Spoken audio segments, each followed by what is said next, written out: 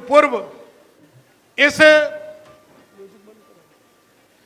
व्यास सभागार में, जैसा मैंने कहा कि वो वाणी गूंज रही है और आपकी वाणी भी उस वेव फाइल में कहीं ना कहीं जुड़ेगी जहां इतिहास के पन्नों में ऐसे कई आशीर्वाद यहां प्राप्त हुए।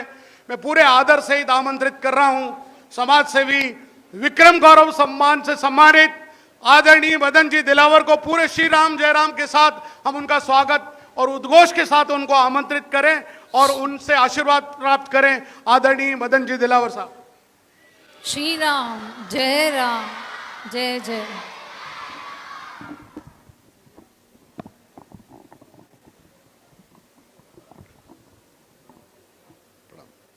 भारत माता की।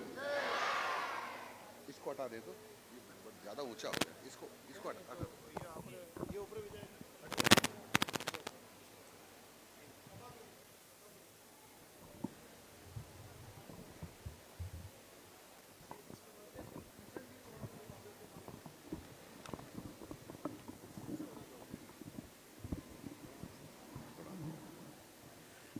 भारत माता की। भारत माता की। जय बोलो श्री रामचंद्र भगवान की। जय बोलो सरस्वती मैया की। आलोक संस्थान में विक्रम गौरव सम्मान समारोह में मंचस्थ विराजित श्रीमान कुमावत साहब, प्रदीप जी कुमावत साहब और भारतीय जनता पार्टी के जिलाध्यक्ष महोदय श्रीमान रविंद्र जी श्रीमाली, श्रीमान चंद्रगुप्त सिंह जी और यहाँ के लोकप्रिय सांसद श्रीमान मन्नालाल जी राउत साहब, श्रीमान चुन्नीलाल जी ग्रासिया साहब और श्रीमान फूल सिंह जी मीणा साहब, श्रीमान ताराचंद जी जैन और यहाँ उपस्थित सभी शिक्षक बंधुओं और भगिनियों, शिक्षाविदों, गणमान्य नागरिक बंधुओं, अध्ययनरत भैया और बहनों,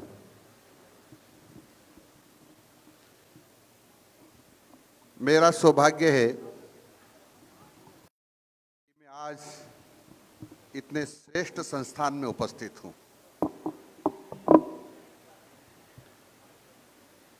और जैसे मेरे को जानकारी में आया कि संस्थान में शिक्षा के साथ साथ संस्कारों का भी शिक्षा में समावेश है। मैं बधाई देना चाहता हूं श्रीमान प्रदीप जी कुमावत को कि लंबे समय से संस्कार युक्त शिक्षा दे रहे हैं।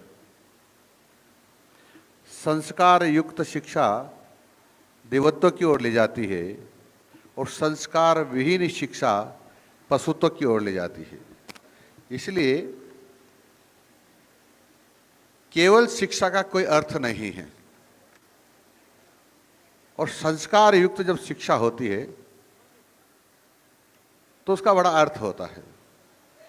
बड़ी बड़ी डिग्रियां अधिकतम अंकों से प्राप्त कर कोई श्रेष्ठ नागरिक बन जाता होगा ऐसा हमारा मानना नहीं है, लेकिन शिक्षा प्राप्त कर और संस्कार युक्त शिक्षा प्राप्त कर वो अच्छा इंसान बन सकता है। मैंने कई बार देखा है, सुना है कि जिन्होंने बहुत अच्छी डिग्रियां प्राप्त की, गोल्ड मेडल प्राप्त किए, जिनका बड़ा नाम रहा अधिक अंक लाने में, लेकिन कुछ लोगों को देश के विरुद्ध गतिविधियों में शामिल होते देखा गया, आतंकवादी गतिविधियों में शामिल होते देखा गया। लेकिन चाहे परसेंटेज कम रहे होंगे किसी के, लेकिन वो संस्कार युक्त शिक्षा जिसने प्राप्त की थी वो हर देश के संकट में, समाज के संकट के समय अग्रणी पंक्ति में खड़ा रहा और मेडल प्राप्त करने वाला कुछ लोग देश को तोड़ने वाली पंक्ति में खड़े रहे। इसलिए संस्कार युक्त शिक्षा प्राप्त करने वाले श्रेष्ठ व्यक्ति होते हैं। मैं सभी शिक्षण संस्थान संचालकों से निवेदन कर रहा हूँ, शिक्षा विभाग के अधिकारियों से, अध्यापकों से भी निवेदन करता रहा हूँ कि हमेशा संस्कार युक्त शिक्षा देना चाहिए। और संस्कार कहीं दुकान पर नहीं मिलते हैं, कहीं बिकते भी नहीं हैं। संस्कार हमको देखते देखते ही बच्चों में स्वतः ही प्राप्त हो जाते हैं या आ जाते हैं। बच्चों की पैनी नज़र हमारे ऊपर रहती है, हम कैसे चलते हैं, क्या खाते हैं, क्या पहनते हैं, क्या बोलते हैं, हमारी दृष्टि किधर है, इनसे भी बच्चे संस्कार प्राप्त करते हैं या कुसंस्कार प्राप्त करते हैं। इसलिए हम सब लोगों को हमेशा सचेत रहना पड़ेगा, अलर्ट रहना पड़ेगा कि हमारी गतिविधियों से बच्चा बिगड़ भी सकता है और बच्चा इंसान भी बन सकता है। इसलिए अच्छा इंसान बनाना है हमको, तो कई बार बच्चों के सामने हमारी इच्छाओं का दमन भी करना पड़ेगा।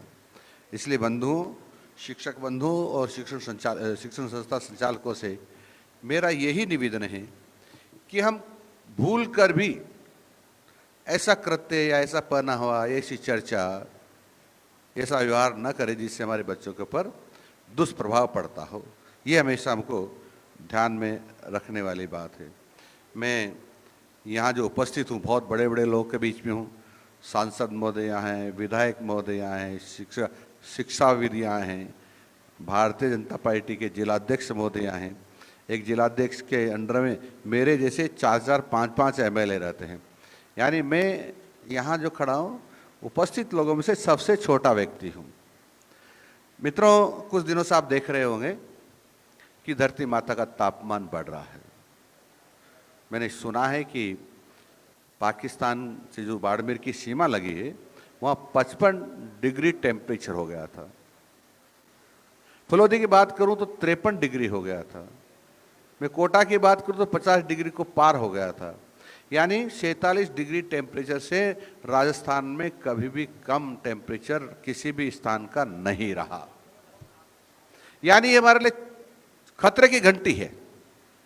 यदि हम संभले नहीं, सुधरे नहीं, तो दिन दूर नहीं जिस भारत माता की गोदी में बैठे बैठे ही झुलस करके हम मर जाएंगे। इसलिए हम सब लोगों को विचार करना होगा कि हम क्या करें।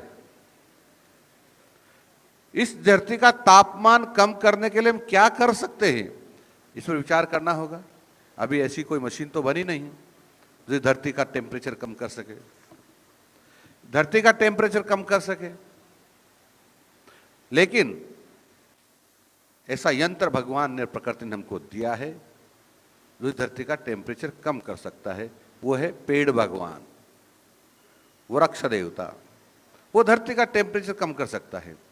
और धरती का टेम्परेचर इसलिए बढ़ गया है कि लगातार हम सब लोगों ने पेड़ों को अंधाधुंध तरीके से काटा और पौधे लगाकर पेड़ बनाने की हमारी रफ्तार बहुत कम रही। और इसके कारण से ये संकट हमारे सामने आ गया है।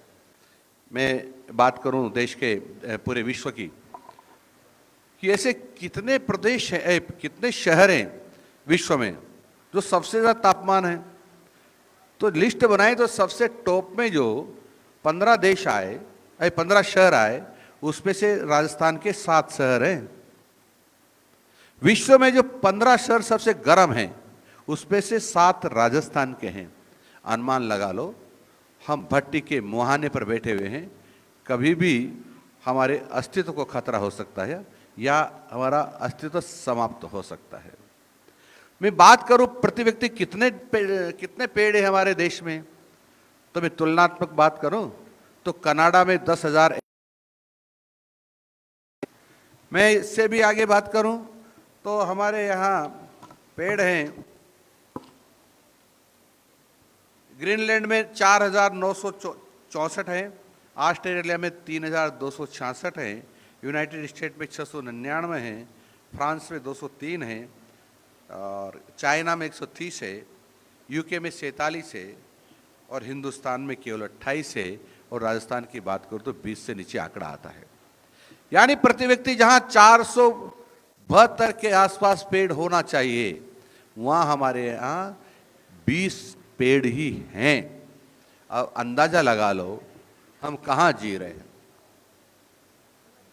यदि पेड़ और कम हो गए या पेड़ हमने नहीं लगाए तो ऑक्सीजन के अभाव में हम मर सकते हैं, क्योंकि कार्बन डाइऑक्साइड का शमन नहीं होगा और ऑक्सीजन का निर्माण ज़्यादा नहीं होगा तो हमारा अस्तित्व खतरे में। आप जानते हैं कि ये ऑक्सीजन प्राण वायु है और हमको ये ऑक्सीजन नहीं मिलती है तो हम निष्प्राण हो सकते हैं, यानी मर सकते हैं। ये पेड़ हमको सब कुछ देता है। पेड़ अपने जीवन काल में हमको 4 करोड़ रुपए की संपत्ति देता है। पेड़ हमको 1 साल में 30 लाख रुपए की ऑक्सीजन देता है। पेड़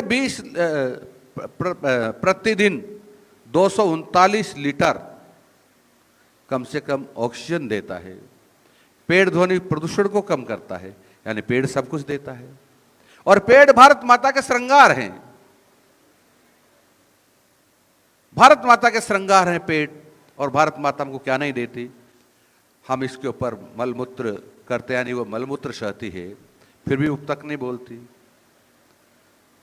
माँ हमारी जब इससे हमको पानी की कमी होती है तो इसकी छाती में बड़े बड़े छेद करके ड्रिल करके मशीनों से पानी निकालते हैं, तो हमको पीने के लिए पानी उपलब्ध करवाती है, सिंचाई के लिए पानी उपलब्ध करवाती है।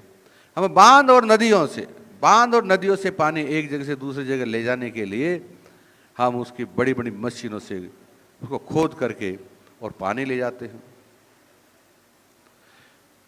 ये पेड़, ये भारत माता हमकी छाती में पेड़ उगाकर हमको ऑक्सीजन और औषधियाँ देती है।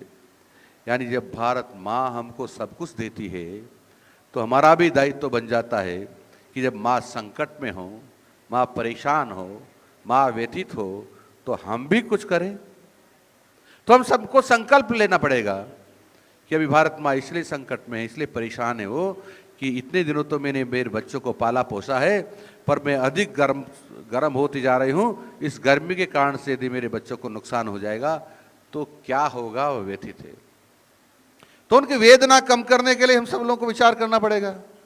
अब वेदना कैसे कम होगी उसकी, इस धरती पर हम जब पौधे लगा करके हरियाली से इसके तन बदन को हरा भरा कर दें तो ऐसा लगेगा कि मानो भारत माँ हमको हरियाली चुनरी पर पहन करके आशीष दे रही है। वो भी खुश होगी, हम भी खुश होंगे। इसलिए हम सबको लोगों को पेड़ लगाना ही चाहिए। पेड़ ही भारत माता को खुश कर सकते हैं और कोई नहीं कर सकते। इसलिए हमको पेड़ लगाना इसलिए चाहिए कि भारत माता की वेदना को कम करना है। और इसीलिए राजस्थान के मुख्यमंत्री श्रीमान भजनलाल जी शर्मा ने निर्णय किया है कि 8 अगस्त को अमृत पर्यावरण महोत्सव मनाएंगे और उसी दिन राजस्थान के अनंत लोगों से अनंत पौधे लगाकर पेड़ बनाएंगे, ताकि हम सब मिलकर के इस भारत माता का तापमान कम करके और इससे आशीष प्राप्त कर सके, ऐसा उन्होंने कहा है। मित्रों, मैं राजस्थान भर में साधु संतों के चरणों में बैठ रहा हूँ, नमन निवेदन कर रहा हूँ। मैं शिक्षाविदों के पास जा रहा हूँ, मैं डॉक्टर्स, इंजीनियर्स सबके पास जा रहा हूँ, मैं किसानों के पास जा रहा हूँ, मजदूरों के पास जा रहा हूँ, मैं गौ माता को पालने वालों के पास जा रहा हूँ, तो मैं जो एसी लगा रखा है जिन्होंने घरों में उनके पास भी जा रहा हूँ, जो मोटरसाइकिल, कार, ट्रैक्टर, ट्रक रखते हैं उनके पास भी जा रहा हूँ और निवेदन कर रहा हूँ कि भारत माँ बहुत व्यथित है, परेशान है और उसकी वेदना मिटाने के लिए हमको सबको मिलकर के काम करना होगा। तो किसानों ने मुझे आश्वस्त किया है, कम इतने पौधे लगाएंगे जितने बीघा जमीन हमारे खाते में दर्ज है, उतना पौधा एक किसान लगाएगा। पेट्रोल बेचने वालों ने, यानी पेट्रोल पंप वालों ने, ऑक्सीजन वालों, ये गैस बेचने वालों ने कहा है, गैस एजेंसी वालों ने कहा हम 300 पौधे लगाकर पेड़ बनाएंगे। खनन करने वालों ने कहा है कि हम 100 बाई 100 का फीट में जब खनन कर रहे हैं तो हम 200 पेड़ लगाएंगे और उसी अनुपात में बढ़ाएंगे। हमें कोचिंग क्लास वालों से भी कहा है, मैंने वकीलों से भी कहा है, सबसे कहा है, उन्होंने कहा हम 50 पौधों से कम नहीं लगाएंगे। हमने शिक्षा विभाग जो हमारे अंडर में उसके गैर सरकारी सरकारी विद्यालय में पढ़ने वाले सब छात्रों और गुरुजनों और संचालकों से कहा है, तो उन्होंने कहा कि हम इतने पेड़ लगाएंगे जितने हमारे परिवार में सदस्य हैं, इतने पेड़ लगाएंगे। यानी प्रधानमंत्री आवास जिनको प्राप्त हुआ है उनसे भी मैंने निवेदन किया, उनका हम 5 पेड़ लगाएंगे। जिनको शौचालय के लिए पैसा मिला उनका भी हम 2 पेड़ लगाएंगे। और जिनको 450 रुपये में गैस का सिलेंडर भरा जा रहा है उन्होंने भी कहा है कि हम 5 पेड़ लगाएंगे। यानी समाज के सभी लोगों ने मुझे आश्वस्त किया है कि यदि भारत माता संकट में है और हमारा अस्तित्व संकट में है तो भारत माता हमको सब कुछ देती है, हमारा भी दायित्व बनता है कि हम भी उसको कुछ दें। इसलिए भारत माता का कष्ट कम करने के लिए हम सब मिलकर के 8 अगस्त को इतने पौधे लगाएंगे कि भारत माता ऐसी लगेगी कि मानो वो हरियाली चुनरी पहन करके हमको आशीष दे रही है। इसलिए भाइयों और बहनों, मैं आपके चरणों में निवेदन करता हूं, प्रार्थना करता हूं, अनुनय करता हूं, विनय करता हूं। चाहे हम मजदूर होंगे, चाहे शिक्षाविद होंगे, चाहे उद्योगपति होंगे, चाहे हम गांव के छोटे से आदमी होंगे, चाहे गाय चराने वाला व्यक्ति होगा, चाहे भैंस चराने वाले व्यक्ति होगा, चाहे छोटा होगा चाहे बड़ा होगा, चाहे आर्थिक दृष्टि से संपन्न होगा चाहे आर्थिक दृष्टि से विपन्न होगा, सब लोगों से मेरा को निवेदन है कि 8 अगस्त को सब मिलकर के हम अनंत पौधे लगाएं। मेरे को एक व्यक्ति ने कहा, जी इतने सारे पौधों की सुरक्षा कैसे होगी? हमने एक निवेदन किया उनसे कि शहरों में स्थायी निकाय उनकी सुरक्षा करेगी, ट्री गार्ड की व्यवस्था करेगी, और जो संपन्न लोग हैं वो सब अपना ट्री गार्ड की व्यवस्था करेंगे, लेकिन बाद में पानी पिलाने की व्यवस्था वहाँ का स्थानीय निकाय करेगा। गांव में भी हमसे पूछा गया, इतने पेड़ लग जाएंगे, सुरक्षा कैसे होगी? वो हमेशा लगते पेड़ तो जिंदा रहते ही नहीं। तो हमने उनसे सबसे कहा कि ज़्यादा जहाँ 200 पौधे पेड़ बनाने के आप लगाएंगे, उनकी रखवाली के लिए और पानी पिलाने के लिए हम एक नरेगा कर्मी रखेंगे, जो समय समय पर पानी भी पिलाएगा, उसकी रखवाली भी करेगा, उसकी रक्षा भी करेगा। ये पहली बार माननीय भजन लाल जी शर्मा के नेतृत्व में हो रहा है कि पहली बार किसी पौधों की सुरक्षा के लिए रखवाला रखने के लिए सरकार के खजाने से पैसा दिया जाएगा। मैं समझता हूं ये हमारा सबका प्रयास, ये मैं कह सकता हूं, यदि हम सबका प्रयास सकारात्मक रहा तो गारंटी देता हूं कि इस भारत माता का टेम्परेचर कुछ अंश में हम कम कर पाएंगे। और फिर ये जब भारत माता का टेम्परेचर कम करेंगे तो ये हरियाली के कारण से हमारे को मुस्कुरा कर आशीर्वाद देती रहेगी, तो हम और हमारी जनरेशन निरंतर आगे बढ़ती रहेगी। इसलिए पुनः आप सब लोगों के चरणों में निवेदन है कि आप सब मिल कर के, मैं भी लगाऊंगा, आप भी लगाएं, और हम सब लोग पेड़ों को लगा कर उनकी रक्षा करते हुए आगे बढ़ें, तो हम सबका भला होगा। इसी के साथ आप सब लोग को प्रणाम करता हुआ अपनी बात को समाप्त करता हूँ। नमस्कार, जय हिंद। बहुत बहुत धन्यवाद मंत्री जी आपका।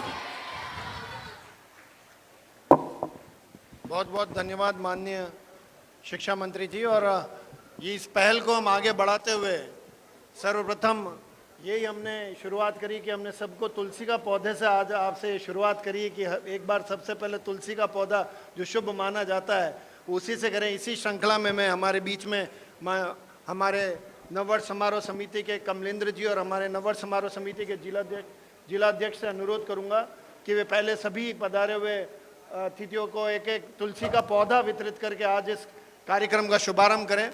इस बीच में मैं एक विशेष व्यक्तित्व को आपको बीच में आमंत्रित करना चाहता हूं। हमारे ऐसे किशन जी चौहान साहब, किशन जी चौहान आप पधारे।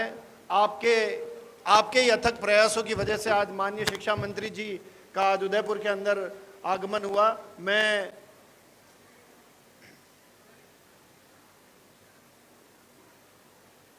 कमलेंद्र सिंह जी से अनुरोध करूंगा कि चौहान का भी ऊपर ना उड़ाकर स्वागत करें, अभिनंदन करें उन्हें। और कृष्णकांत जी से भी अनुरोध करूंगा कि आप भी आपका एक पगड़ी उड़ाकर, पगड़ी पहनाकर, हमारी मेवाड़ी शान पहनाकर आप किशन जी का स्वागत उद्बोधन करें।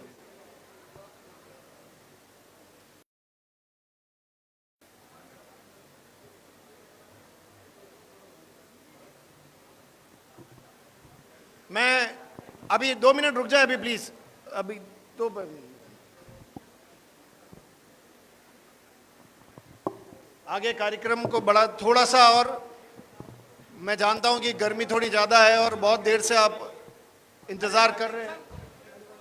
मैं जिस कार्य के लिए, विशेष कार्य के लिए हमने माननीय शिक्षा मंत्री जी को यहाँ पर बुलाया है, ऐसे जो हमने आलोक सेवा हॉस्पिटल, आलोक संस्थान के पितामह श्री श्यामलाल जी कुमावत और रुक्मिणी देवी के स्मृति में एक आलोक सेवा हॉस्पिटल खोला है। उसके अंदर आज एक नया एडिशन होने जा रहा है, जो है आलोक सेवा हॉस्पिटल के अंदर एक एम्बुलेंस का, उसका लोकार्पण हेतु मैं माननीय शिक्षा मंत्री जी के साथ साथ दोनों विधायक महोदय और एमपी महोदय से भी अनुरोध करूँ। भाई साहब,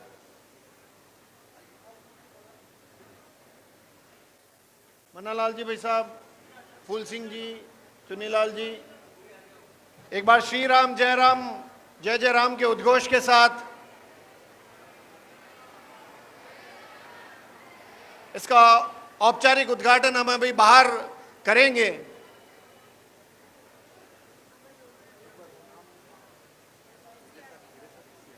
हमारे बीच में एससीईआरटी की निदेशिका हमारे बीच में उपस्थित है, वे भी शिक्षा मंत्री जी का